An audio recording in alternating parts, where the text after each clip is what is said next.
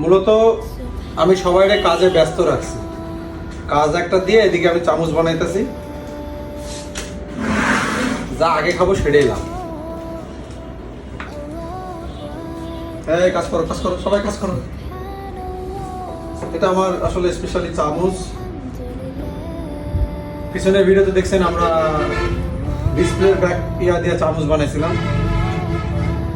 সত্যি কথা বলতে যে ওই চামচটা দেখেও খাবেন না, আমার ঠোঁটে একটু কেটে গেছিল ওই যে থিন এরিয়া দিয়ে করতে যে।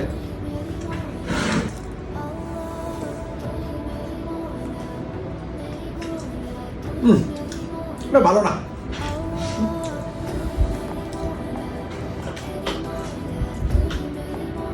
খেয়ে মজা পাবো না। না সত্যি আটরের ইয়াটা খুব মজা, কারণ আমার এদিকে একজন সন্দেশ নিয়ে আসে। ঠিক আছে, দোয়াও শেষ, খাওয়াও শেষ।